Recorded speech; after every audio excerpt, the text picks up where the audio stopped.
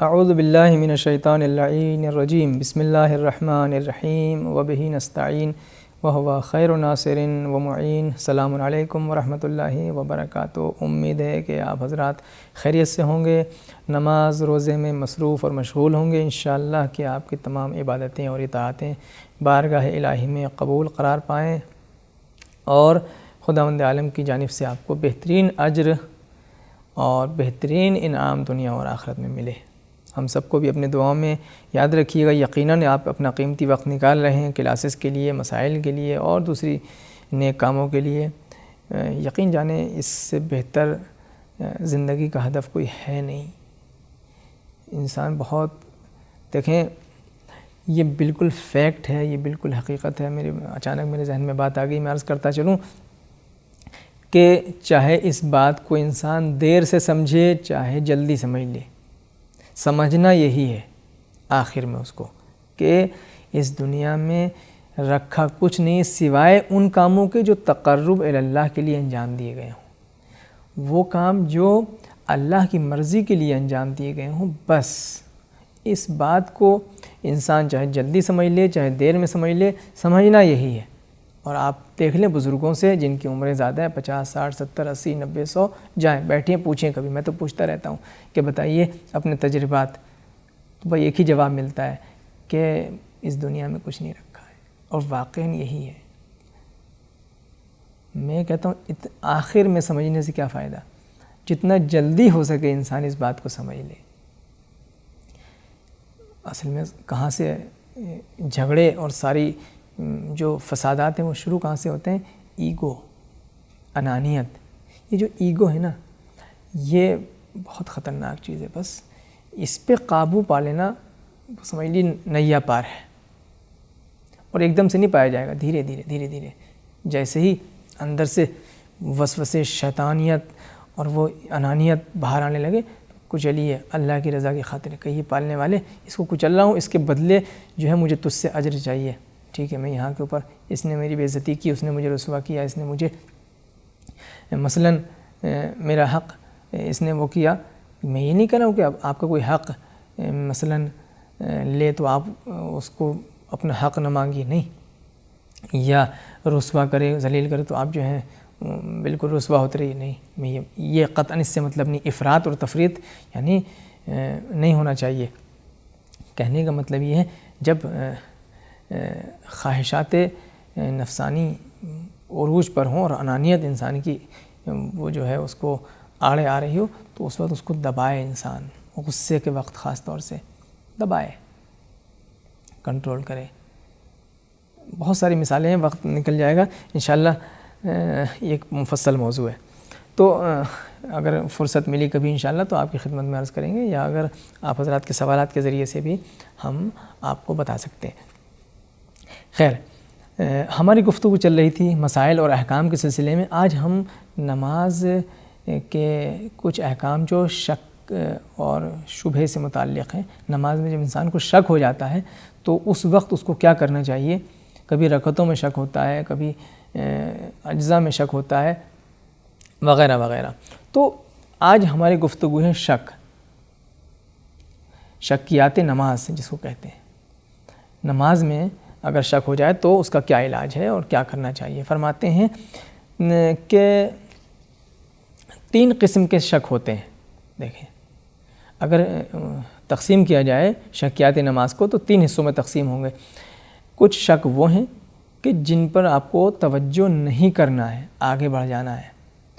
کچھ شک وہ ہیں کہ اگر وہ شک آ جائے تو نماز آپ کی فوراً باطل ہو جائے گی۔ اور کچھ شک وہ ہیں کہ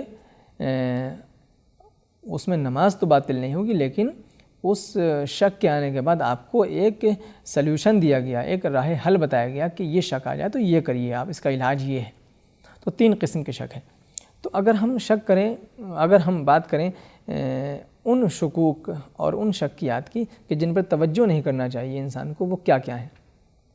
سب سے پہلے وہ شک ہے کہ جب انسان کو کسی عمل کے بارے میں نماز میں کسی عمل کے بارے میں شک ہو کہ میں نے فلاں عمل انجام دیا یا نہیں دیا، لیکن اس کا وقت گزر چکا ہو، تو پھر آپ اس کی طرف توجہ نہ کریں، آگے بڑھتے رہیں، نماز پڑھیں۔ مثلا رکوع میں پہنچنے کے بعد آپ کو شک ہو کہ میں نے سورہ قل هو اللہ پڑھا تھا یا نہیں پڑھا تھا، تو اب اس کا وقت گزر چکا ہے۔ جب وقت گزر جائے، بعد میں شک ہو، آپ اگلے عمل میں داخل ہو چکے ہوں، اگلے جز میں داخل ہو چکے ہوں، تو پچھلے والے عمل کے بارے میں اگر شک ہو جائے تو اس کی طرف توجہ نہ دیجیے۔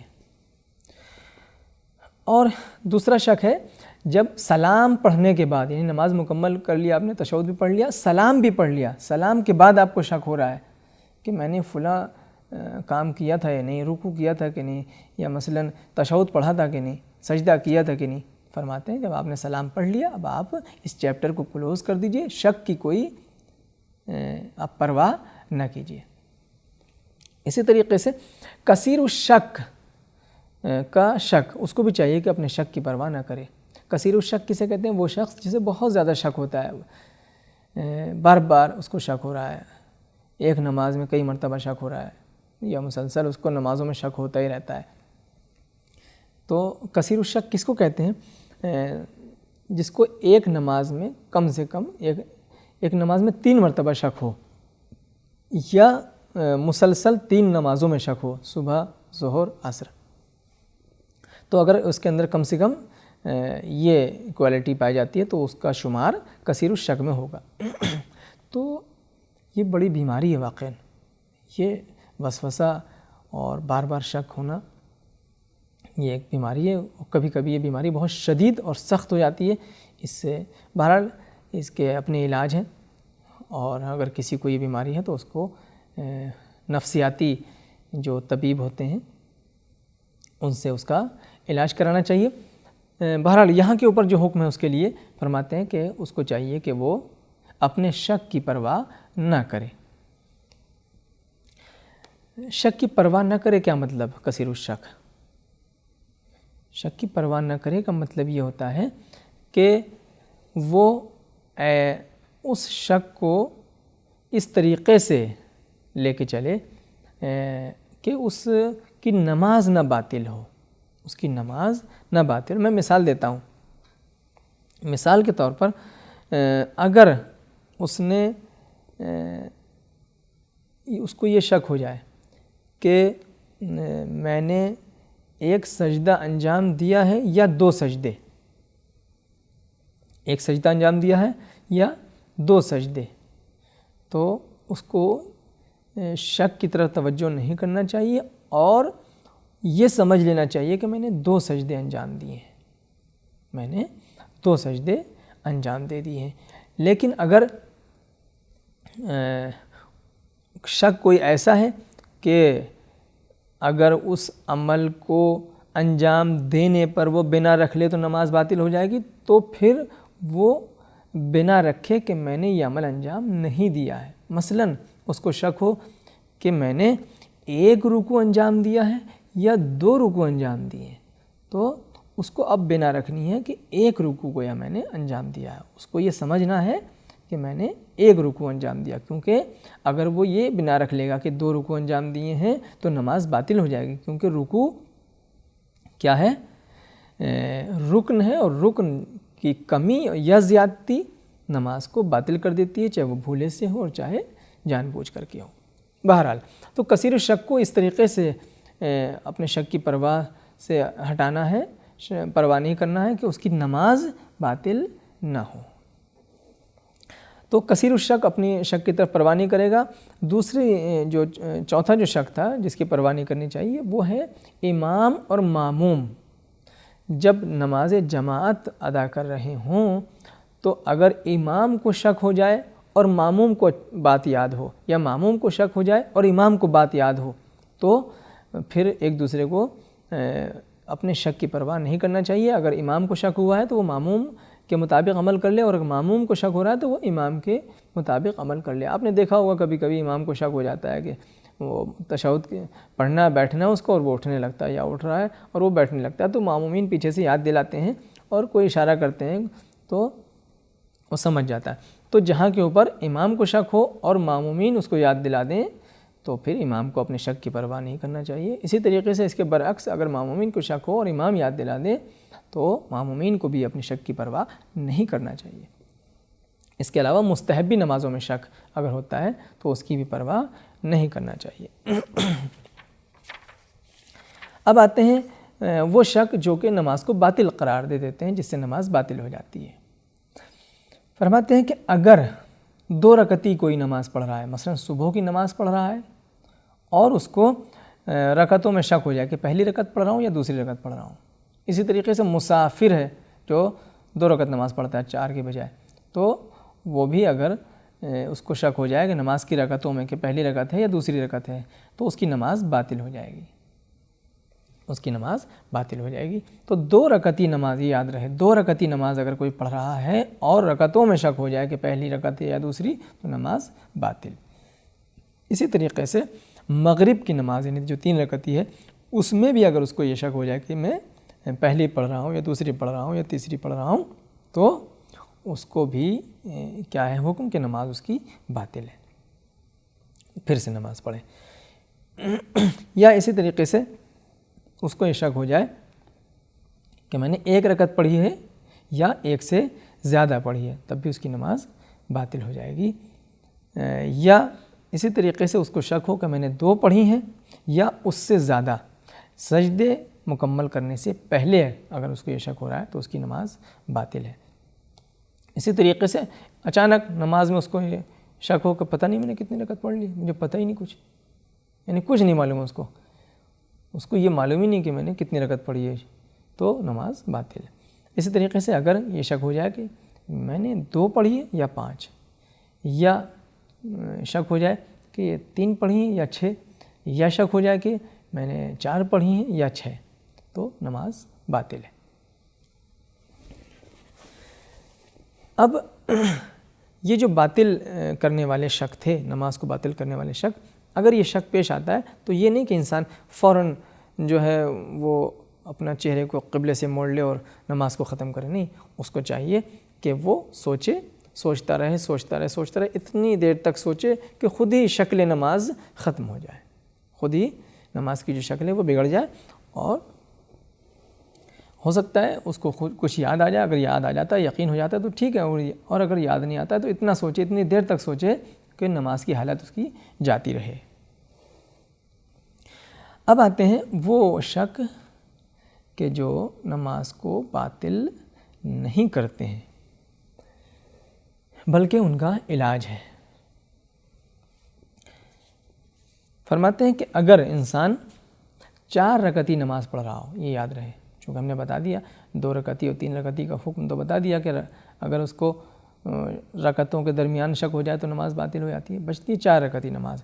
اگر 4 رکعتی نماز پڑھ رہا ہے، چاہے وہ ظہر کی ہو، چاہے وہ عصر کی ہو، چاہے وہ عشاء کی ہو، اور اس کو یہ شک پیش آتے ہیں جو ابھی ہم آپ کو بتائیں گے، تو ان کا علاج کیا ہے اور کیسے اس کو آگے بڑھنا ہے۔ فرماتے ہیں کہ اگر اس کو یہ شک ہو دونوں سجدے مکمل کرنے کے بعد اگر اس کو یہ شک ہوتا ہے کہ میری یہ دوسری رکعت ہے یا تیسری رکعت، یہ ذہن میں رہے کہ نماز وہ 4 رکعت ہی پڑھ رہا ہے، ظہر، عصر یا عشاء، شک ہوتا ہے سجدوں کے بعد کہ میں یہ دوسری رکعت میں ہوں یا تیسری رکعت میں ہوں، فرماتے ہیں تو اب حکم یہ ہے نمازی کا کہ وہ 3 رکعت سمجھے کہ میں یہ تیسری پڑھ رہا ہوں، تیسری رکعت پر بنا رکھے کہ یہ میری تیسری رکعت ہے، اس کے بعد 1 رکعت اور بڑھا لے، اس میں جو کتنی ہو جائیں گی 4۔ اب جب اس نے 4 اس طریقے سے مکمل کر لی، اب سلام پڑھنے کے بعد مکمل کرنے کے بعد 1 رکعت نماز احتیاط کھڑے ہو کر کے پڑھے، 1 رکعت نماز احتیاط کیسے پڑھی جاتی ہے یہ میں آپ کو آخر میں بتا دوں گا، بلکہ ابھی سن لیجئے۔ نماز احتیاط یہ ہے کہ انسان فوراً کھڑا ہو جائے، نماز احتیاط پڑھتا ہوں میں 1 رکعت، یا اگر کبھی 2 رکعت پڑھنی ہے تو 2 رکعت قربتاً اللہ، اللہ اکبر، اس میں جو ہے الحمد پڑھے گا، بس دوسرا سورہ نہیں ہے، اور اس میں قنوت بھی نہیں پڑھا جاتا، باقی ساری چیزیں پڑھی جائیں گی، سجدہ رکوع کرے گا 2 سجدے کرے گا، اور تشہد اور سلام، یہ نماز احتیاط کا طریقہ ہے۔ تو پہلا شک تو یہ ہے کہ اگر اس کو 4 رکعتی نماز میں یہ شک ہو جائے دونوں سجدوں کے بعد کہ دوسری رکعت ہے یا تیسری، تو تیسری پر بنا رکھے گا، پھر چوتھی رکعت ایک اور پڑھ کے نماز کو تمام کرے گا اور بعد میں ایک رکعت کھڑے ہو کر نماز احتیاط پڑھے گا۔ اسی طریقے سے اگر اس کو یہ شک ہو جائے 4 رکعتی نماز میں کہ میری دوسری رکعت ہے یا چوتھی رکعت ہے، شک کب ہو؟ وہی دونوں سجدوں کے مکمل ہونے کے بعد، دونوں سجدے کرنے کے بعد اب اس کو شک ہو رہا ہے کہ میری دوسری رکعت ہے یا چوتھی رکعت ہے، تو اس کا حکم یہ ہے کہ وہ چوتھی رکعت پر بنا رکھے، یعنی یہ سمجھے کہ میری چوتھی رکعت ہے اور نماز کو وہیں پر تشہد اور سلام پڑھ کے ختم کر لے، تمام کر لے، اور پھر 2 رکعت نماز احتیاط پڑھے کھڑے ہو کر کے۔ نماز احتیاط کا طریقہ میں نے بتایا، بس اس میں خیال رہے کہ سورہ الحمد پڑھا جائے گا، صرف دوسرا سورہ نہیں پڑھا جائے گا، اور دوسری رکعت میں بھی ایسے ہی، اور قنوت بھی نہیں پڑھا جائے گا۔ تو 2 رکعت نماز احتیاط پڑھے گا۔ تو اس طریقے سے اگر اس نے مثال کے طور پر حقیقتاً 2 رکعت پڑھی ہوگی تو یہ 2 رکعت نماز احتیاط مل کے اس کی 4 رکعت کمپلیٹ ہو جائے گی، اور اگر اس نے درواقع اور حقیقتاً 4 پڑھی ہوگی پہلے تو وہ 4 اس کی مکمل ہو گئی اور یہ ایکسٹرا۔ اب آتے ہیں تیسرا اور جو شک ہے جو کہ کبھی کبھی انسان کو ہوتا ہے، اور اس کا حکم کیا ہے۔ 4 رکعتی نماز انسان اگر پڑھ رہا ہے اور اس کو یہ شک ہو جائے دونوں سجدے کرنے کے بعد، دونوں سجدے مکمل کرنے کے بعد اس کو یہ شک ہو جائے کہ میری یہ دوسری رکعت ہے یا تیسری رکعت ہے یا چوتھی رکعت۔ پھر سے سنیں کہ دونوں سجدوں کے بعد یہ شک ہو جائے کہ یہ دوسری ہے یا تیسری ہے یا چوتھی، اب کیا کریں؟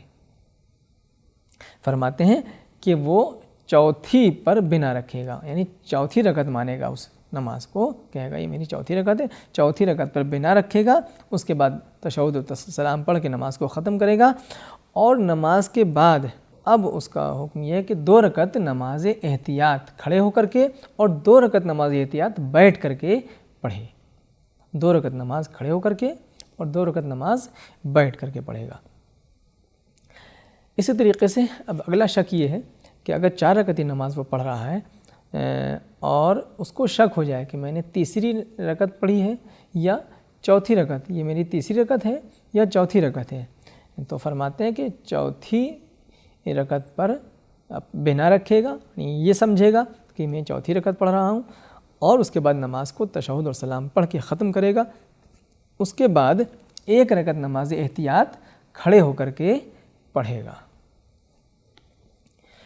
اور اگر اس کو یہ شک ہوتا ہے 4 رکعتی نماز پڑھ رہا ہے اور اس کو شک ہوتا ہے کہ میری یہ نماز جو میں پڑھ رہا ہوں یہ چوتھی رکعت ہے اور یا 5ویں رکعت ہے، اور شک کب ہو رہا ہے اس کو شک ہو رہا ہے دونوں سجدوں کے بعد، اور یہ حالت قیام میں جب وہ کھڑا ہے اس کو شک ہو رہا ہے کہ چوتھی ہے یا 5ویں ہے، تو فرماتے ہیں کہ ایسی صورت میں اگر حالت قیام میں ہے تو اس کو چاہیے کہ رکوع میں نہ جائے بلکہ فوراً بیٹھ جائے اور نماز کو تمام کر لے، اور 1 رکعت نماز احتیاط بعد میں پڑھ لے۔ اور اگر اس کو یہ شک اس وقت پیش آیا ہے جب یہ بیٹھا ہوا تھا، تو ایسی صورت میں کیا کرے گا؟ بس وہیں پر چوتھی سمجھ کے تشہد اور سلام پڑھ کے ختم کر لے گا، اور بعد میں 2 سجدے سہو بجا لائے گا۔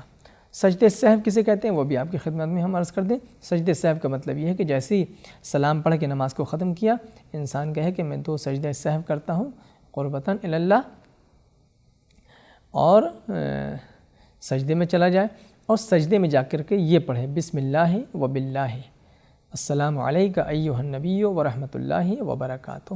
سجدے سے سر کو اٹھائے، دوبارہ پھر سجدے میں جائے، پھر یہی پڑھے بسم اللہ و باللہ السلام علیکہ ایھا النبی ورحمۃ اللہ وبرکاتہ، اور اس کے بعد پھر سجدے سے سر اٹھائے، تشہد پڑھے اور سلام پڑھے۔ یہ سجدے سہو کا طریقہ ہے۔ تو یہ جو ضروری باتیں تھیں شکیات نماز کے سلسلے میں وہ ہم نے آپ کو بتا دیا۔ یہاں پر یہ ذہن میں رہے کہ یہ جو ہم نے مسائل آپ کو بتائے، یعنی شک وہ شکوک کہ جن سے نماز باطل نہیں ہوتی بلکہ ان کا راہ حل ہے، ان کا ایک سلیوشن ہے، ان کا ایک علاج بتایا گیا ہے، اگر ایسا کوئی شک انسان کو پیش آتا ہے کہ جہاں کے اوپر علاج موجود ہے تو ایسی صورت میں انسان شک ہوتے ہی نماز کو نہیں توڑ سکتا۔ بہت سے لوگ یہ سوچتے ہیں کہ نماز میں شک ہو گیا، چلو بھائی پھر سے پڑھ لیں، کیا مسئلہ ہے؟ نہیں، ایسا نہیں ہے۔ ہاں، اگر وہ نماز کو باطل کرنے والا شک ہے تو کوئی بات نہیں، لیکن اگر نماز کو باطل کرنے والا نہیں ہے بلکہ اس کا علاج موجود ہے، اس کا حل موجود ہے، تو پھر آپ کو اس حل کے مطابق چلنا ہے، اس حکم شریعت کے مطابق چلنا ہے اور اس طریقے سے آپ کو اپنی نماز مکمل کرنا ہے۔ اور نماز احتیاط کا طریقہ ہم نے آپ کو بتا ہی دیا انشاءاللہ، تو اب اس میں اور کوئی اتنی اہم بات نہیں ہے۔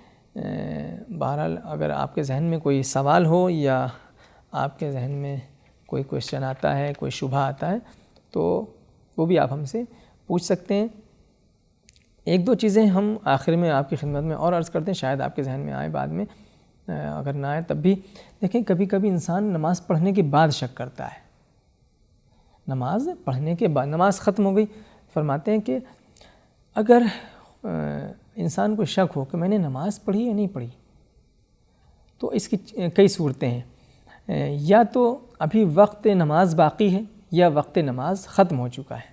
اگر وقت نماز باقی ہے تو اس کے اوپر ضروری ہے کہ نماز کو پڑھے، اگر وقت گزر چکا ہے تو پھر ضروری نہیں ہے کہ وہ نماز کو پڑھے۔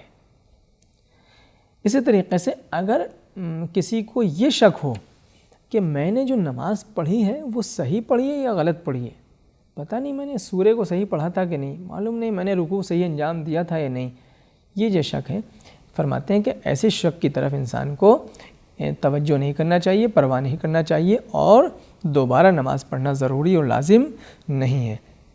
تو شک سے تو بہرحال منع کیا گیا ہے، انسان جتنا ہو سکے دور رہے، انسان کی زندگی عذاب بن جاتی ہے اگر انسان بار بار شک ہونے لگے۔ خداوند عالم سے یہ پناہ مانگنا چاہیے، خداوند عالم تمام افراد کو اس بیماری سے دور رکھے، کیونکہ واقعاً اور انسان کو بھی اس بات کی طرف توجہ کرنا چاہیے کہ جب شک ہو تو اللہ سے مدد طلب کرے، لا حول ولا قوت الا باللہ العلی العظیم کو بار بار پڑھے تاکہ وہ اس کی مدد کرے اور شیطانی وسوسوں سے وہ محفوظ رہ سکے۔ انشاءاللہ کہ باتیں آپ کی سمجھ میں آ گئی ہوں گی، اور اگر کہیں پر کوئی سوال ہے تو پھر آپ پوچھ سکتے ہیں، انشاءاللہ ہم آپ کی خدمت میں حاضر ہیں۔ ہم سب کو اپنے دعاؤں میں یاد رکھیے گا۔ والسلام علیکم ورحمۃ اللہ وبرکاتہ۔